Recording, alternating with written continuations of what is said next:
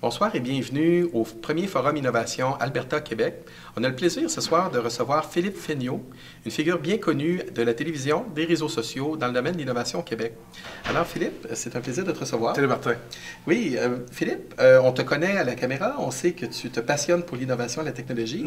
On a envie de te connaître un peu mieux, ton histoire un peu. Comment tu es venu à développer cet intérêt pour les nouvelles technologies?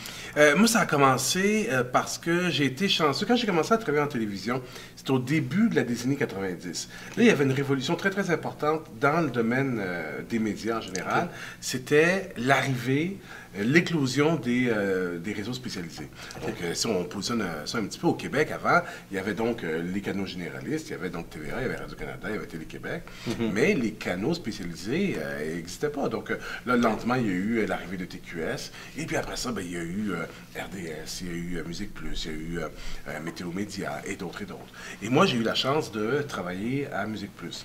Donc, je suis arrivé en 93 à Musique Plus, et Musique Plus, on l'a dit à plusieurs reprises, c'est venu complètement bouleverser le paysage télévisuel parce qu'il y a eu une nouvelle expertise, donc des jeunes qui montaient, des jeunes réalisateurs, réalisatrices qui montaient, qui ont vraiment voulu casser la baraque, faire les choses de façon complètement différente. Donc moi, j'ai appris à Musique Plus, ça a été une école complètement formidable. Et donc Musique Plus était, il faut dire, un nouveau canal révolutionnaire. Bon, qui a révolutionné la télévision, quoi de parenthèse, qui a révolutionné la musique aussi, oui, avec les vidéoclips. Donc, on était dans des industries qu'on révolutionnait. On révolutionnait la musique avec l'arrivée du vidéoclip, donc un outil de promotion, puis on révolutionnait la télévision aussi en même temps. Donc là, c'est sûr que moi, à ce moment-là, j'ai 23 ans, en 93, la réflexion, elle commence sur les nouveaux médias. Okay. On parle très peu on parle des NTIC à l'époque, en 90, on parle des NTIC, on parle de l'autoroute de l'information. Oui, oui. Puis en même temps, on lit des ouvrages, là, Marshall McLuhan et tout ça, et puis il y avait quand même une déclaire sur où on était pour arriver. Oui. C'était juste avant l'Internet. On parlait d'autoroute d'information, il y avait le modem, les ordinateurs commençaient à se connecter, oui, c'est ça. La petite musique, ceux qui s'en rappellent. 26.6 ou... Oui, c'est ça, 18.8 et 18, 26, ça, puis il y avait là un autre aussi. 36 000, en tout cas, ça doublait à chaque fois. C'est ça. Fait que là, je suis à Musique Plus, et puis ça, là, j'ai vécu une autre révolution parce que, à ce moment-là, l'information musicale qu'on avait, on l'obtenait des compagnies de disques. OK. Qui, eux, donc à ce moment-là, il y avait les Major 5 qu'on appelle, les Sony, EMI et tout machin, qui nous donnaient les informations sur les artistes. On était un peu tributaires de, tu sais, en finance aussi, c'est la même chose. Hein. Quand l'Internet est arrivé, là, puis que tu as la possibilité d'aller chercher ton information quand tu veux, comme tu veux, sur le web, ça change tout. Donc, justement, là, je suis là en 93, 94, au moment de 95, Musique Plus installe un poste Internet dans le shop. On en a un. On est 50 sur les 15 employés. On se partage un poste Internet. Mais ça demande les entreprises. C'était les tout premiers. On commençait à avoir un accès dial-up. Tu étais où, toi, en 95? Je finissais Polytechnique. C'est ça. Puis là, il y avait quoi? Un ordi peut-être dans... Ah, ben Polytechnique, il y avait plus quand même. Oui, il y avait des réseaux informatiques universitaires. Oui. Ça s'appelait... Il y a eu ARPANET et nous, on avait BitNet qu'on appelait, qui était l'ancêtre de l'Internet, mais on commençait à avoir... Netscape est sorti à peu près à ce moment-là. Je me rappelle du premier Mosaïque, c'était sur les machines universitaires. Mais Netscape, là, on commençait à connecter nos ordi. Tu m'en parles, j'ai des frissons. Parce que la première fois que j'ai vu une photo loadée, les jeunes ne comprennent pas, là, on pense que c'est... Mais la première fois que la photo, elle loadait, là, là, tu voyais une photo, parce qu'avant, c'était juste du texte. Oui, c'est ça, je me rappelle. Puis tout croche, puis ça.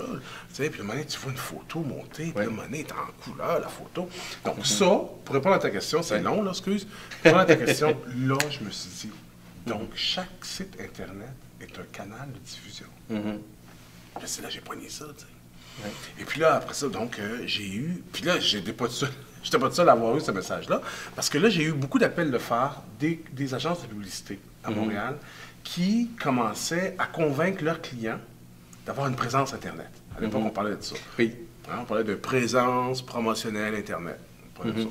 Et puis là, moi, on m'appelait parce que, vu que j'étais à Musique Plus, je faisais partie, donc, des... innovateurs, de nouveaux médias, tout machin.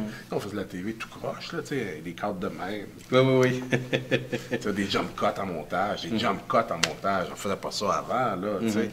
Puis il y en a qui pensaient que c'est parce que la TV était brisée. Non, c'est parce qu'on faisait Donc, là, les gens commençaient à m'appeler pour me dire, parce qu'à ce moment-là, les gens voulaient avoir un site Internet qui était un peu sexy. C'est-à-dire donc un peu de vidéo là, un texte à côté, un segment audio en dessous, dans un petit fichier, tout ça. Donc, on m'appelait pour participer à la réflexion.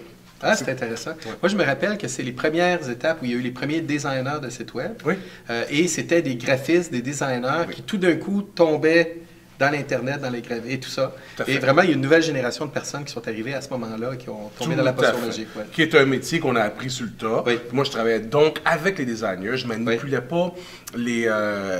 je n'étais pas dans les logiciels à ce moment-là. On faisait ça dans Adobe et tout ça. Moi, je n'étais pas là-dedans.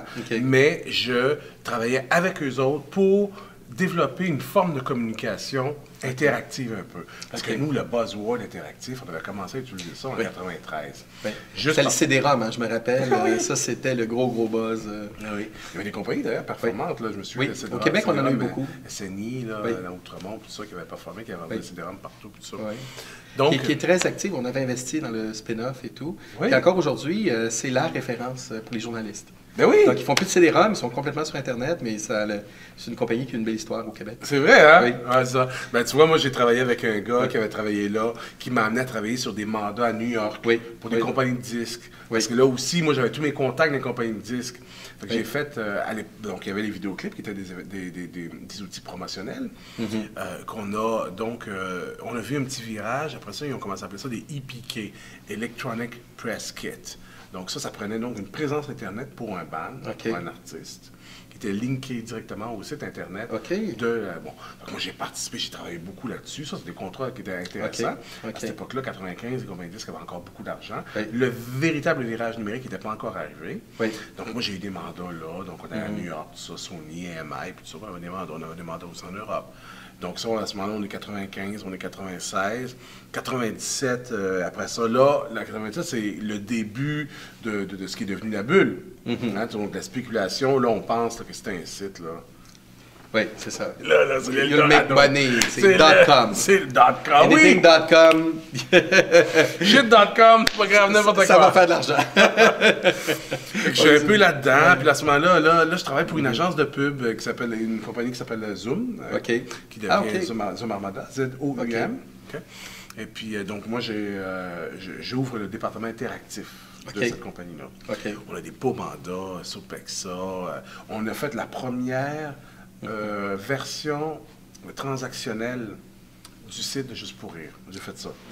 J'ai signé ça, j'étais content. J'ai fait ça à Cannes, au MIPCOM. Parce qu'à ce moment-là, la télévision et le web fusionnent comme ça, en 98-99. Parce que dans le .com, dans la folie du .com, on dit que la TV est finie. Puis maintenant, ça prend une présence sur le web, là. Je me rappelle parce que on a travaillé à ce niveau-là jusqu'à 2003-2004. C'est deux médias qui cohabitent aujourd'hui. Maintenant, parce que maintenant, on ne dit plus ça, c'est fini, là, infini. On ne dit plus ces grands mots-là, ces grandes déclarations. Mais un a changé l'autre. La télé n'est plus pareille aujourd'hui. L'un nourrit l'autre. Oui, exactement. La télé devient interactive et on voit que le contenu média, avec les YouTube de ce monde et compagnie, on le voit, tous les grands canaux de télévision, on diffuse sur Internet maintenant. On a vraiment une synergie de contenu et l'évolution, c'est beaucoup plus sophistiqué. Mais c'est intéressant de voir qu'à cet âge-là de pionnier, il y a eu toutes sortes d'extrêmes qui étaient considérés. Un va disparaître et tout. Bien, finalement, ça a juste évolué de façon bien intéressante. Tout à fait. L'évolution, maintenant, on est plus comme dans les équilibres. On a beaucoup appris.